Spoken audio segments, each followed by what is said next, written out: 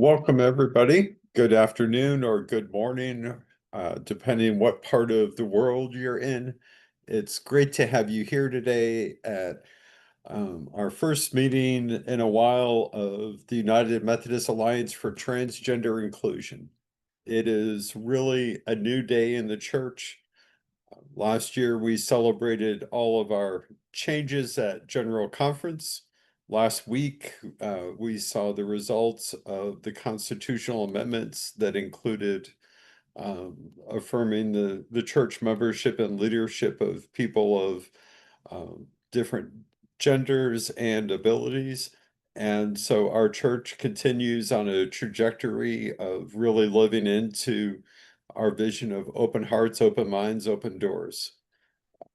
At the same time, we live in a country where, while the United Methodist Church is becoming more inclusive, our political landscape is becoming more exclusive. And there are many justifiable reasons to be unhappy with that, to put it mildly. And I also think every one of those spaces is an opportunity for us as a church. If our political world and our social world become more exclusive, that's a chance for the church to step up, to be a place that welcomes people, to be a place where people can feel safe, where people can be seen, where people can be celebrated. And so I'm very excited to have over 50 people here right now, over 130 registered. And that just shows that there's a lot of passion, a lot of interest, and really living into who we can be as a church. And so thank you for being here. We don't have time for everybody to introduce themselves. So in the chat, if you want to put your name, your pronouns, where you are in the world, it would be great to build community as we talk. We're going to start out here in a moment with Dr. Joy Ladin speaking to us, and then later on, we will go into breakout rooms where we can start to get to work and identify what are the opportunities that we have to move forward. But first, I want to introduce one of my heroes and mentors in life. Joy Ladin, she is an acclaimed poet, scholar, educator whose life and work embodies courage, faith, and transformation. She made history as the first openly transgender professor at an Orthodox Jewish institution, Yeshiva University, and has become a leading voice at the intersection of theology, identity, and justice. Through her acclaimed memoir, Through the Door of Life, A Jewish Journey Between Genders, and numerous poetry collections, she has shared her story of struggle and renewal, showing us how authenticity and faith can coexist and even flourish together. Her journey reminds us that, like her, we too have the chance to overcome difficulty and to thrive, to step forward through the doors of our own becoming with honesty, hope, and love. So to me, she is the living example of someone who's been through incredibly hard things and thrived. And it's for that reason I asked her if she would speak today, because we face incredibly hard things as a country right now, and yet we have everything that we need to thrive. And Joy, the floor is yours. Thank you so much, Joelle. I'm thrilled to be here, and thank you for seeing me as the person I wanted to be when I grew up. It's an honor to be here today to chair your rekindling of the United Methodist Alliance for Transgender Inclusion. Your work has never been more needed. As we all know, religious anti-trans activists have worked for years to portray trans and non-binary identities as threats to religious tradition. Efforts now translated into the embrace of anti-trans beliefs and policies at the highest levels of government. The perverse insistence of these activists that faith requires the demonization of trans and non-binary people has not only harmed us, it has harmed everyone, including the activists themselves, by poisoning the meaning of religion, associating devotion to God with hatred rather than love, bullying rather than justice, cruelty instead of compassion. In the name of defending religion, anti-trans activists are destroying it, turning millions of Americans away from God, perverting millennia of wisdom and revelation, and making it ever harder for Americans to recognize and cherish the image of God in one another. That's why, even ensconced in my New York City Jewish bubble, I'm grateful for the light Umati can bring to this darkness, and why I immediately agreed when Joelle asked me to help rally you in this hard and essential work. Joelle's work rallies me every day, reminding me through her teachings, writings, and actions what trans spiritual leadership can be, of the transformative power of remaining present in uncomfortable and unsafe places, and of engaging in the brutal public square as both a God-empowered person of faith and a trans woman targeted for persecution. Time and again, Joelle has taught me that we can simultaneously bear witness to trans suffering and to the miracles embodied in our personal experiences of transformation, resurrection, and blossoming, and that whenever we bear that witness, our lives as trans or non-binary people illuminate religious traditions for everyone. I don't know what I can add to Joelle's example, but these days, when every day seems to bring a new setback for us, loss of rights, loss of health care, erasure from public spaces, policies, and libraries, and on, it's easy to lose heart. So let me share some of the ways I find hope for the future in the darkness of the present. I mean that literally. Just as the successes of trans activism inspired today's anti-trans backlash, the successes of religious anti-trans activists are creating conditions for backlash to their backlash. Their support for policies that dehumanize and harm us unmasks the hatred behind their theological and other rationalizations and fuels a deep hunger, even among secular Americans, for religion that summons us to be better, kinder, more loving people. Similarly, the claims of anti-trans activists that they are literalists who are simply defending what the Bible has always meant are belied by their very success in spreading anti-trans interpretations of religious tradition. That success demonstrates that while biblical texts remain the same, the way religious people understands these texts changes constantly and often rapidly. If that weren't true, these activists couldn't have made so many people in the past decade or so believe that biblical texts and conservative religious traditions are inherently anti-trans. All of us, I suspect, are old enough to know that that isn't true. 17 years ago, when I came out as trans at Yeshiva University, Orthodox Judaism's flagship educational institution, the New York Post reporter who wrote the article that drew widespread attention to my transition told me she could only find one Orthodox rabbi in the New York metropolitan area, willing to give her a quote saying that Jewish tradition condemned me or my gender transition.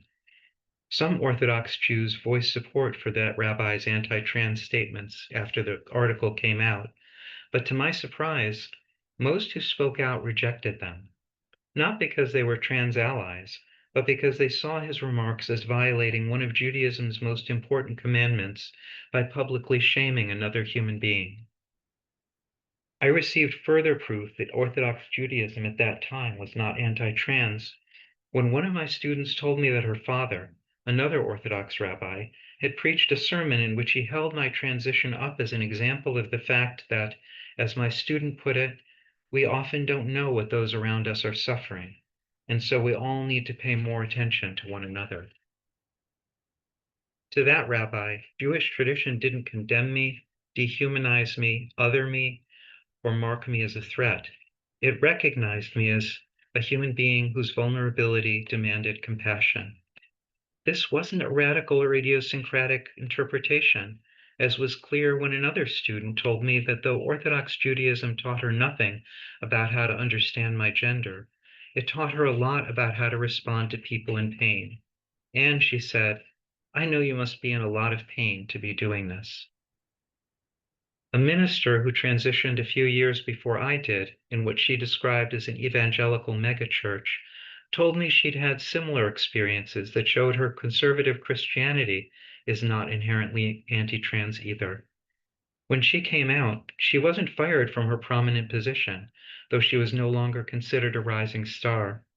Some of her colleagues in congregation were quietly uncomfortable with her transition, some were quietly supportive, but no one condemned her on theological grounds, and most accepted or at least tolerated her post-transition presence.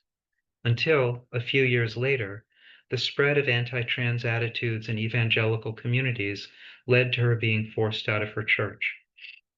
Similarly, until recently, Orthodox Judaism and most Orthodox Jews had little to say about trans or non-binary identities, because, as many have told me, before my transition, there was little awareness of gender diversity in Orthodox communities, and so there was no institutionalized or theologized transphobia. They didn't know how to hate trans people. They knew how to hate gay men really well, but trans people, not yet. If Orthodox Judaism had been inherently anti-trans, my university, which is also a seminary and closely tied to the Orthodox world, would never have allowed me to return to teaching as a woman after receiving tenure as a man. Though my classes were smaller after transition, for many years my students continued to work closely with me. My yeshiva university experiences not only showed me that Orthodox Judaism and other conservative Bible-based religious traditions are not inherently anti-trans, they showed me that religious traditions encompass such a wide range of values, teachings, and moral imperatives that even the most religiously conservative communities have to choose which values, teachings, and imperatives to emphasize. The rabbi who provided the anti-trans newspaper quote chose to emphasize certain parts of Jewish tradition. The Orthodox rabbis and students who responded compassionately to me chose to emphasize others. The fact that we can emphasize different aspects of religious traditions at different times gives necessary flexibility to even the most conservative religious communities, enabling them to preserve religious traditions while changing the ways they interpret and live them in order to fit changing needs and circumstances. That's how anti-trans religious activists can simultaneously present themselves as defending biblical tradition and promote attitudes and animosities developed only in the past few decades. By emphasizing strictly binary aspects of religious tradition, along with those that portray change and difference as a threat, as, for example, too much of Deuteronomy does. Flexibility in the guise of inflexibility is a necessary and, I think, a generally healthy feature of conservative religious traditions. However, thanks to that flexibility, by the time I left Yeshiva University in 2021, after 15 years during which Orthodox Judaism became ever more closely aligned with Republican politics and culture, many Orthodox Jews had come to believe that the Torah, the Hebrew Bible, is inherently anti-trans. Despite the terrible damage it's done and continues to do, the success of religious activism in reinterpreting religious tradition is also a source of hope. If, as I found at Yeshiva University, even Orthodox Judaism, which really prides itself on preserving ancient traditions, can change and change radically in a decade and a half, then anti-trans theologies can just as rapidly be displaced. Because no matter how anti-trans activists distort them, the large-hearted values of religious traditions remain intact, waiting to be reawakened. As one of my favorite churchyard signs puts it, God is still speaking, and even when we shut our ears and pretend God's voice is simply echoing our fears and hatreds, I believe that no matter how conservative they may be, those who are truly religious always crave to hear that voice. Those are some of the ways that I'm finding hope for the future in the darkness of the present. But how do we navigate a present that's getting darker and darker? The ancient rabbis taught that when no one around us is acting like a human being, it's up to us, to be human. That saying grew out of the centuries of Roman oppression that formed both of our faith traditions. In times when openly living as a Jew or a Christian, or, as trans and non-binary people often say, openly living as who they really were, was punishable by jailings, torture, exile, and death. The rabbis had learned from bitter experience that the morality of an entire culture could be perverted, that what should be universally recognized as evil, cruelty, lies, bullying, heartlessness, brutality, dehumanization, oppressing the weak, exploiting the poor, and so on, could be accepted as good, and that what should be self-evidently good could be rejected as evil. Long before the Romans, the Bible portrayed this situation on the oft misrepresented story of Sodom and Gomorrah, not really about homophobia. Cities in which one of the most fundamental moral imperatives of the ancient world, hospitality to strangers, had been replaced by its opposite, communal agreement that strangers and all who welcome them should be assaulted, raped, and murdered. Out of the population of two thriving cities, God could only find one household, Lot's, in which the humanity represented by welcoming the stranger was still alive and well. And, the story tells us, Lot was almost killed for welcoming the angels, or, as he saw them, the strangers he found in the town square. To me, perversion of foundational human values seems central to the work of many religious anti-trans activists and other self-proclaimed religious conservatives. Partly that's because conservative politics has, to a large extent, become a theater of cruelty, in which perversion of values is celebrated as owning the libs. And partly, no doubt, it's because conservative readers see whipping up transphobia as politically useful. But I also think that perversion of values is central to their work because that's the only way for religious people, including anti-trans activists, to promote the rejection and oppression of other human beings. It's enraging and heartbreaking to me that anti-trans activists have been so successful in persuading religious conservatives to pervert values that, a decade ago, most of them were defending. Sometimes it pushes me to despair of both humanity and religion, feelings I fear God knows too well. But as the rabbinic teaching reminds us, even when inhumanity and dehumanization have become normalized, incentivized, institutionalized, supported by culture and law, God still empowers each of us to live as we know human beings should, and to live up to the image of God in which each of us is created. I think those rabbis would see each of you and Umati as exemplifying this teaching. You're here because you stand up as a human being even when surrounded by those who deny your humanity. You live your truth even among those who dismiss it as delusion. You serve God with your whole selves even when others portray those selves as heresy and desecration. You testify to the word of God even when others weaponize the Bible against you. By doing justice, loving mercy, and walking humbly with your God as who you really are, you daily remind those who have dehumanized themselves and debased religion in their efforts to dehumanize and debase trans and non-binary people of what it really means to be religious and, in the highest sense, to be human. Each of you is a light in the darkness of the present. Working together through Umati, you can lead us in transforming this darkness into light. Thank you for all the work you've done and all the work you're about to do. And God bless you.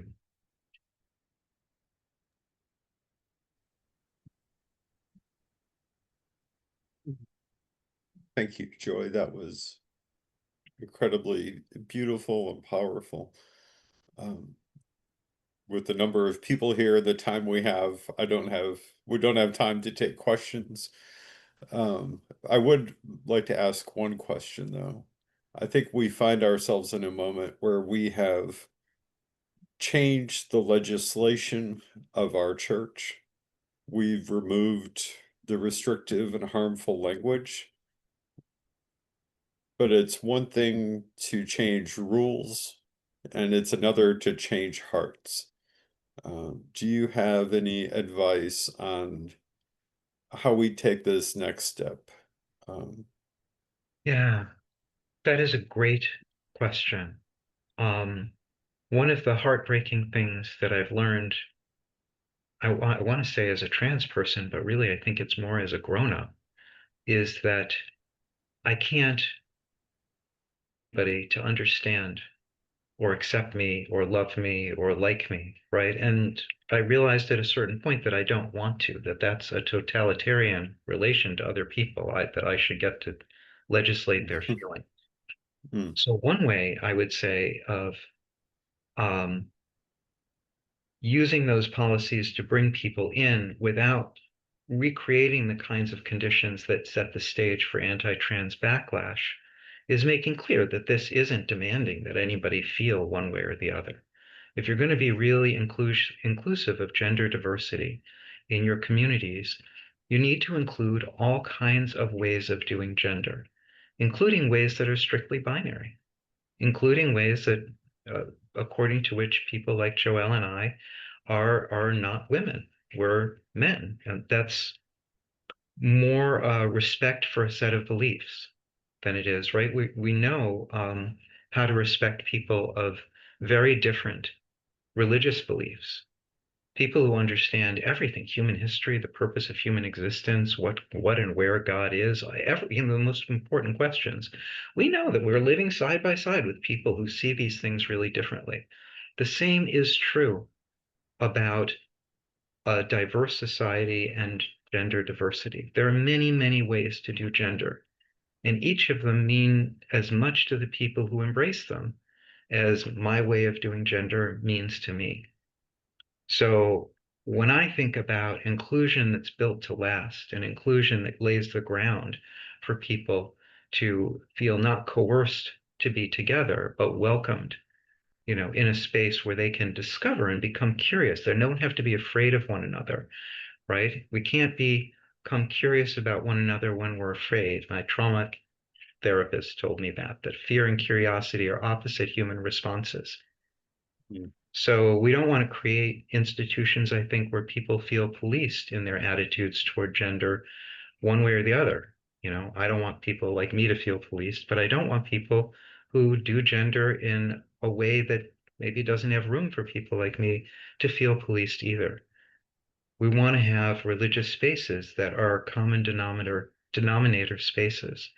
And if we feel safe enough in that here's a place where we can be true to who we are, even if that's not somebody else's truth, then I think curiosity and understanding become possible in a way that is hard to make happen when it's a top-down thing. We want to promote understanding, and we'll tell you what you should understand. I think can produce short-term gains, but not the kind of long-term benefits that religious communities um, want to create. And that is a very powerful thing. We need communities to set this example because right now, one of the reasons that anti-trans activists have been so successful is they essentially say you either adopt their caricature of whatever trans ways of doing gender is, and it is a caricature, but it doesn't matter. They're saying if we accept their way of doing gender, then you have to give up your way of doing gender. And most people don't want to do that. Why? Because their gender way of doing gender matters to them in their relationships as much as mine matters to me and my relationships. So we don't want to put people in a position where they have to make that kind of Sophie's choice between, well, do I want to be an inclusive human being and give up my way of doing gender, which is going to make me angry and feel assaulted, or do I just cling to my way, right? We have to reject that binary. It is not one or the other. We can live together because the fact is we do live together in this world. I was kind of surprised, and I think the Orthodox Jews at yeshiva were surprised that when, after my transition, nobody's way of doing gender blew up, right? mm, They kept doing their traditional, strictly binary way of doing gender, and I was doing my way of doing gender. And there was a lot of common ground, studying, teaching, being human beings together. There were a lot of ways that we could be together that didn't require us to fight about who was right or wrong, as long as we observed basic rules of respect. As long as I didn't try to legislate how they understood who they were, right? No, no, you have to understand that I was teaching at a women's college. You have to understand your femaleness has nothing to do with your biology. It only has to do with your identification. If I demanded that, then I would be disrespecting their way of doing gender and requiring them to accept mine. At the same time, people who I knew looked at me and they were like, we don't know what you are, but we suspect it's something quite bad. You know, um, they nonetheless, because of the Orthodox values of not disrespecting other people, they used my proper pronouns. They used my chosen name. They treated me with respect as a professor. And they didn't see that as requiring them to compromise their own way of doing gender. And I think the more we can build examples of those kinds of working relationships across difference, despite difference, the closer we can get to a time when we're actually celebrating difference. Because the truth is, every different way of doing gender is human. So it all sucks in one way or another, because everything human sucks in one way or another. But also, every way of doing gender magnifies and reveals different aspects of humanity, right? Trans and non-binary ways of doing gender really magnify self-determination, our freedom to decide who we are and to make choices every minute about being true to ourselves or not being true to ourselves. In ways that binary gender really, it's not that they prevent us from thinking that way, but they don't magnify them and celebrate them the same way. Binary ways of doing gender remind us that we actually can't have separate identities, right? We're social animals. Everyone's identity is partly defined in relation to everybody else's identity. That's the way binary gender works.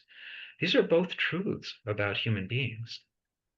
And if we can think them both at the same time, we have a larger understanding of what it means to be human. And because human beings are made in God's image, the larger our understanding of what it means to be human, the larger our understanding of God. That's beautiful. Thank you so much, Joy. Um, so if people want to communicate with you or be a part of your work, how do they do that? You can feel free to give people my email address. I also have Okay. a website, joyladin.com, which makes me feel like a vitamin salesman when I say that, but it's true. And there's lots and lots of free access to my talks and writings there. Thank you, Joy. Really appreciate you. Thank you, everyone. Thanks. Bye.